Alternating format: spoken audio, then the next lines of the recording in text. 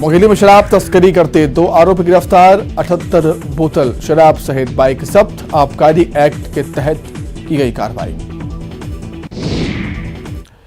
आइए अब खबर विस्तार से। बीजेपी सांसद प्रज्ञा सिंह ठाकुर ने कर्नाटक के शिमोगा में एक कार्यक्रम के दौरान कहा कि अगर कोई हिंदुओं के सम्मान पर हमला करता है तो हिंदुओं को जवाब देने का पूरा अधिकार है।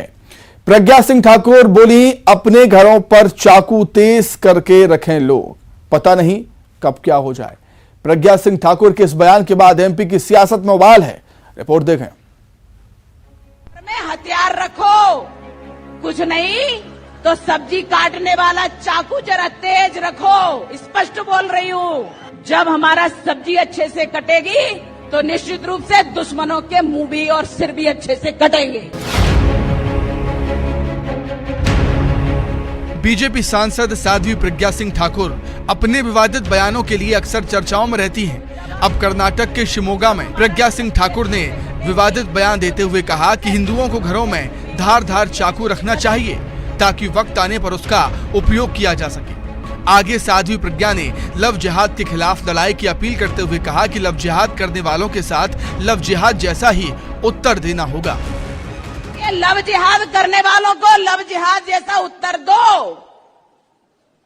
अपनी लड़कियों को सुरक्षित रखो, अपनी लड़कियों को संस्कारित करो, अपने घर में हथियार रखो, कुछ नहीं तो सब्जी काटने वाला चाकू जरा तेज रखो। स्पष्ट बोल रही हूं।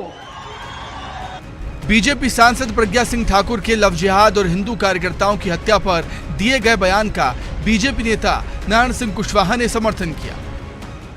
मैं ये समझता हूं कि जब से भारतीय जनता पार्टी की सरकार बनी है तो ऐसी घटनाएं कहीं शायद हुई नहीं है या कहीं एक आध वैसे हुई होगी आपसी प्रतिद्वंदा के कारण, वो बात अलग है जो है। पर इसका सफाया बड़े बड़े डकैतों का सफाया माननीय मुख्यमंत्री शिवराज सिंह जी ने इस मध्य प्रदेश में किया है। जो अभी भी एक कोई गुर्जर कौन सा गैंग अभी मुरैना और उस साइड में दिखा था, अभी हाल उसका भी खात्मा हो गया है। जो तो ऐसी कोई चीजें नहीं है। वहीं मंत्री उषा ठाकुर ने भी बड़ा बयान देते हुए कहा कि सभी हिंदुओं और राष्ट्रवादी जो समर्थ सक्षम हैं उन्हें निश्चित रूप से शस्त्र लाइसेंस रखना चाहिए। हिंदू और वो हर राष्ट्रवादी सज्जन शक्ति जो सक्षम है, समर्थ है, उसे निश्चित रूप से शस्त्र लाइसेंस रखना ही चाहिए आत्मरक्षा के लिए। वहीं कांग्रेस ने साध्वी के बयान पर तंज कसा। कांग्रेस नेता अजय सिंह ने कहा कि एमपी अब असुरक्षित हो गया है, जहां नेताओं को हथियार रखने के लिए बयान देना पड़ रहा है। ये दोनों बहन लोग क्या बोल रही हैं मुझे समझ में नहीं आ रहा है, लेकिन एक चीज समझ में आती है कि एक सांसद और एक विधायक मंत्री भी हैं, जब अपने आप को इतना असुरक्षित महसूस कर रहे हैं तो प्रदेश के गृह मंत्री को इस मामले पर संज्ञान लेना चाहिए और इनकी कम से कम सुरक्षा दुरुस्त होनी चाहिए। अब ये कोई पहली बार नहीं है जब साध्वी प्रज्ञा सिंह ठाकुर ने इस प्रकार का बयान दिया हो। सिर्फ मुद्दे अलग रहते हैं, लेकिन उनकी तरफ से विवादित बयान देने का सिलसिला लगातार जारी है। Bureau report, news 18। Madhya Pradesh में अब 500 रुपये में शराब के लाइसेंस मिलेंगे। एमपी सरकार की इस घोषणा को लेकर विपक्ष उनको कटघरे में खड़ा कर रहा है। नेता प्रतिपक्ष डॉक्टर गोविंद सिंह ने जनता को नशे में धकेलने का आरोप लगाया, तो बीजेपी ने कांग्रेस पर सियासत करने का आरोप। देखें रिपोर्ट। इस साल के जश्न के लिए तैयार की गई राज्य सरकार की पॉलिसी का विरोध किया और कहा कि सरकार युवाओं को नशे में धकेलना चाहती है। मध्य प्रदेश की भाजपा सरकार के मुखिया से माननीय शिवराज सिंह जी ने नीति शराब पीने के लिए खुली छूट दे रखी है। नए साल के उपलक्ष्य में 500 रुपए का लाइसेंस ले जाओ और घर में बैठ के पियो, कुछ जश्न मनाओ। नौजवानों को, प्रदेश को शराब के नशे में डूबकर जनता को बर्बाद करने का इरादा भारतीय जनता पार्टी का है। इसकी मैं निंदा करता हूँ। आबकारी विभाग की नई लाइसेंस नीति को लेकर वीडी शर्मा ने कांग्रेस पर निशाना साधा। उन्होंने कहा कि कांग्रेसियों ने केवल विरोध देखने वाला चश्मा लगा रखा है, अच्छे कामों को भी देखिए, केवल सियासत करना ठीक नहीं। केवल सरकार की, क्योंकि उनको लगता है कि उनकी सरकार जो करती थी, जो वो कहते थे, वो मंत्री थे तो उनकी सरकार थी, कमलनाथ जी के नेतृत्व में, वो कहते थे भ्रष्टाचार में डूब गई है, पैसा ऊपर तक जा रहा है, ठेकेदार और टीआईओ ने खरीद लिए, टेंडर बन गए। जिसकी रही भावना जैसी, प्रभु मुहूर्त देखी तिन तैसी, वो यही देख सकते हैं, उनको चश्मा यही लगा है। अरे अच्छे काम भी देश के अंदर हो रहे हैं, प्रदेश के अंदर हो रहे हैं, और नौजवान तो इस प्रदेश का, देश का नेतृत्व कर रहे हैं, तो इसलिए कुछ अच्छे कामों के बारे में भी हमें देखना चाहिए। एमपी की शिवराज सरकार नई आबकारी नीति 2023-24 को लेकर तेजी से काम कर रही है। ऐसे में नए साल के जश्न के लिए तैयार की गई राज्य सरकार की नई पॉलिसी का विरोध शुरू हो चुका है।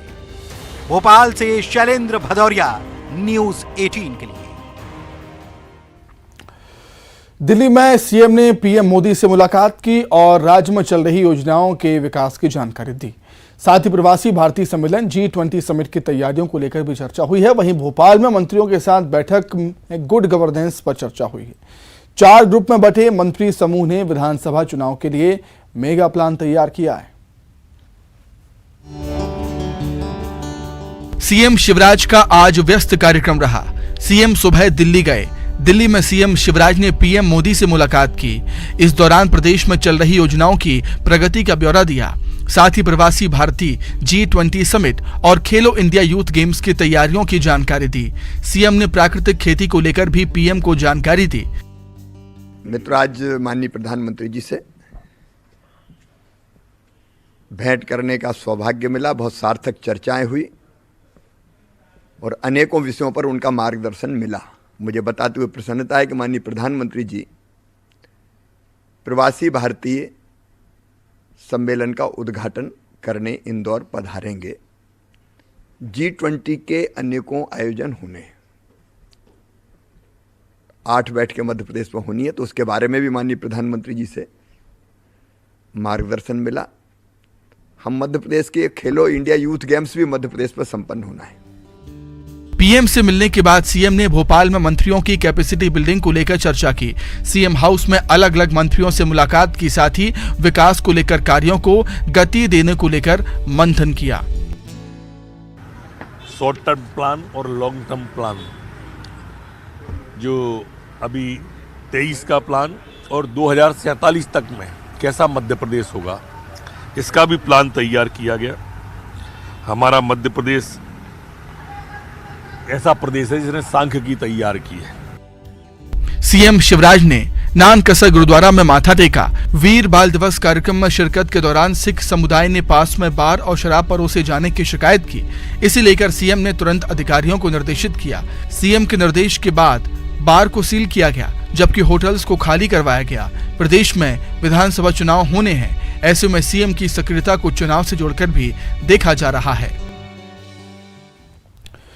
मध्य प्रदेश में संविदा कर्मचारियों की हड़ताल आज 12वें दिन भी जारी रही और अपनी 2 सूत्री मांगों को लेकर कर्मचारी प्रदेश भर में आंदोलन कर रहे हैं और अलग अलग तरीकों से प्रदर्शन कर राज्य सरकार से अपनी मांगें मनवाने की कोशिश भी कर रहे हैं। संविदा स्वास्थ्य कर्मचारी पिछले 12 दिन से हड़ताल पर हैं। उनकी एक मांग है कि नियमितीकरण किया जाए और यही कारण है कि आप देख सकते हैं कि भोपाल के जेपी अस्पताल में बड़ी संख्या में जो स्वास्थ्य कार्यकर्ता हैं वो हड़ताल पर हैं। एमपी में कोरोना के साए के बीच स्वास्थ्य कर्मियों की हड़ताल जारी है, जिससे स्वास्थ्य व्यवस्थाएं चरमरा गई हैं। प्रदर्शन के दौरान संविदा कर्मियों ने राज्य सरकार के खिलाफ जमकर नारेबाजी की। नियमितीकरण सहित 2 सूत्री मांगों को लेकर जिला मुख्यालय पर पिछले कई दिनों से संविदा स्वास्थ्य कर्मचारी लगातार हड़ताल कर रहे हैं। हड़ताली कर्मचारियों ने कहा है कि जब तक उनकी मांगें पूरी नहीं होती, हड़ताल जारी रहेगी। सर, हम लोगों की सिर्फ 2 ही मुख्य मांगे हैं। जो प्रथम मांग है वो तो नियमितीकरण की है। जितने हमारे 32,000 संविदा स्वास्थ्य कर्मचारी है एनएचएम के, उनको नियमितीकरण किया जाए उनका। और साथ में दूसरी जो मांग है वो ये है कि आउटसोर्स और जो निष्कासित साथी है इनकी बहाली की जाए, इनको भी नियमितीकरण का फायदा दिया जाए। प्रदेश के 32,000 स्वास्थ्य कर्मचारी हड़ताल पर हैं। मंत्री के घेराव के बाद जेल भेजे गए कर्मचारियों को रात में रिहा कर दिया गया, लेकिन हड़ताली कर्मचारियों की मांग है कि उन पर लगी सभी धाराओं को हटा दिया जाए। तीसरी एक मांग और इसके साथ जुड़ रही है कि जो हमारे साथियों को अरेस्ट किया गया था, तरह तरह की धाराएं लगाई गई हैं। कल रात को इनको रिहा कर दिया गया, बचे 8 साथियों को, लेकिन उनके ऊपर जो धाराएं लगाई गई है वो धाराएं अभी हटाई नहीं गई है। तो हमारी माननीय मुख्यमंत्री महोदय से यही विनती या गुजारिश है कि ये जो धाराएं लगाई गई है ये हटाई जाए, क्योंकि वो कोई आदतन अपराधी नहीं है। संविदा स्वास्थ्य कर्मचारियों के अनिश्चितकालीन हड़ताल से स्वास्थ्य सेवाओं पर गंभीर असर पड़ रहा है। संविदा स्वास्थ्य कर्मियों को कहना है कि जब तक उनकी मांगें पूरी नहीं होती, उनकी हड़ताल जारी रहेगी। जब तक उनके नियमितीकरण का आदेश उनके हाथ में नहीं आ जाता है, वो इसी तरीके से हड़ताल पर रहेंगे। ऐसे में अब सरकार के सामने बड़ी चुनौती है, क्योंकि जिस तरीके से कोविड की एक वेव की बात कही जा रही है, और ऐसे में यदि प्रदेश के 32,000 स्वास्थ्य कर्मचारी हड़ताल पर रहेंगे तो स्थितियां बिगड़ सकती हैं। कैमरामैन दीपक कुमार के साथ शैलेंद्र सिंह, न्यूज 18 भोपाल। बात करेंगे छत्तीसगढ़ की राजधानी रायपुर में शहर के बीच आधे अधूरे खड़े स्काई वॉक पर भूपेश बघेल सरकार ने जांच कराने का एक बड़ा फैसला लिया है। गौरतलब है कि यह स्काई वॉक रमन सिंह सरकार के समय बनाया जा रहा था, जो अधूरा रह गया, पूरा नहीं बन पाया। भूपेश सरकार ने स्काई वॉक मामले की जांच ईओडब्ल्यू और एसीबी को सौंपने का यह बड़ा फैसला लिया है, जिसके बाद बीजेपी और कांग्रेस में सियासत हाई है। देखें रिपोर्ट।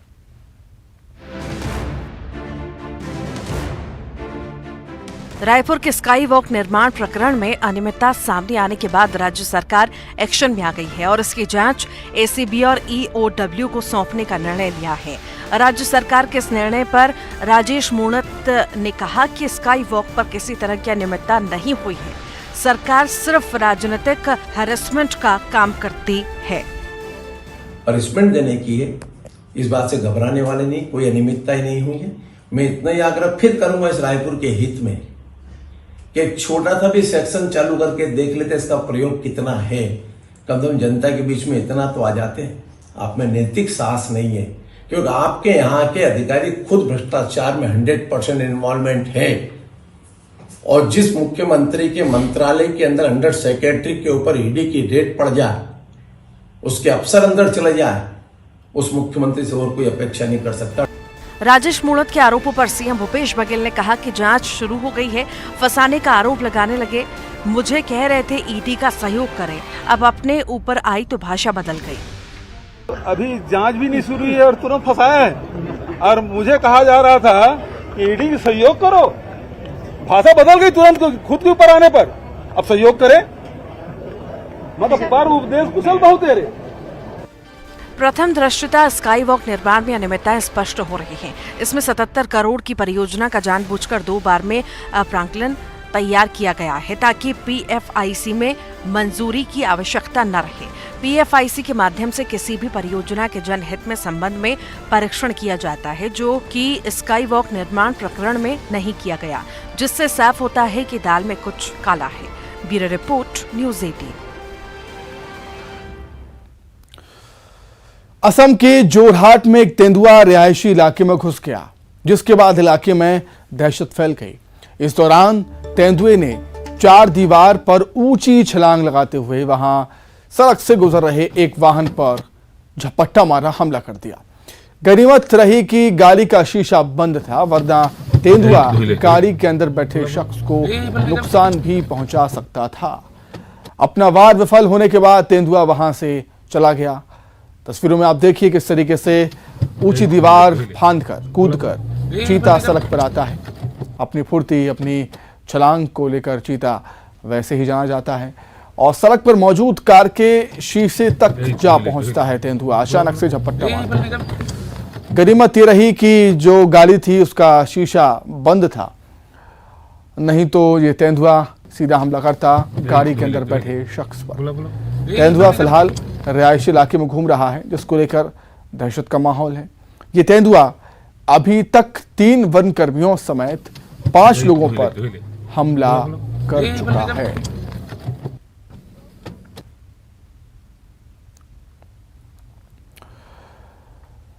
तो अभी तक वन कर्मियों समेत 5 लोगों पर ये तेंदुआ हमला कर चुका है और जो वन विभाग की टीम है तेंदुए को ट्रैंकुलाइज करने में अभी कामयाब नहीं हो पाई है।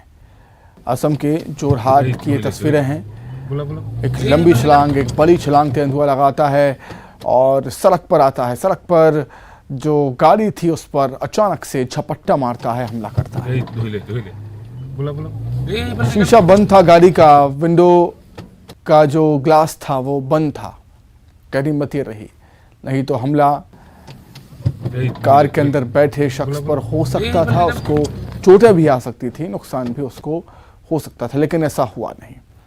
वहां मौजूद लोगों ने इसका वीडियो बनाया है और झपट्टा मारने के बाद तेंदुआ वहां से भाग गया। इसी के साथ ही फिलहाल इस बुलेटिन में इतना ही। खबरें लगातार जारी है। नमस्कार।